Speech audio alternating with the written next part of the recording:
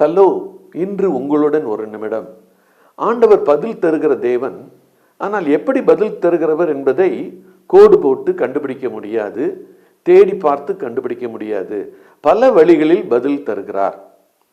வேதம் ஒரு பகுதியை சொல்லுகிறது. மோசேயை குறித்து யாத்திராகமத்திலே சொல்லப்பட்டிருக்கிறது. ஆனால் 3ஆம் அதிகாரம் வருவதற்கு முன்பதாக 1ஆம் அதிகாரத்திலிருந்து நீங்க வாசித்து பார்ப்பீங்கன்னு சொன்னா, முதல்ல யோசேப்பு தான் எகிப்து தேசத்துக்கு வருகிறார். அதன் பிறகு அவருடைய குடும்பத்தார் 70 பேர் அங்கே வருகிறார்கள். அதன் பிறகு காலங்கள் பல வருடங்கள் உருண்டோடுகிறது. அங்கே மக்கள் தொகை பெருகி பெரிய மக்கள் கூட்டமாக அங்கு வாழ்கிறார்கள். அப்போது அங்கே ஆண்டு கொண்டிருந்த இந்த பார்வோன் மன்னன் அவர்களை ஒடுக்குகிறார், வேலை அதிகமாக வாங்குகிறார். அவர்களை ஒரு மனிதர்களாகவே மதிக்காமல் அவர்கள் மிகவும் துன்பப்படுகிற ஒரு சூழ்நிலையில் அவர்கள் ஆண்டவரை நோக்கி கூப்பிடுகிறார்கள் என்று வேதம் சொல்லுகிறது.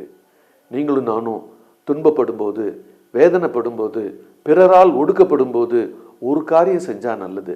ஆண்டவரை நோக்கி நம்ம கூப்பிட்டோன்னு சொன்னா கண்டிப்பா அவர் பதில் அளிக்கிற தேவன்.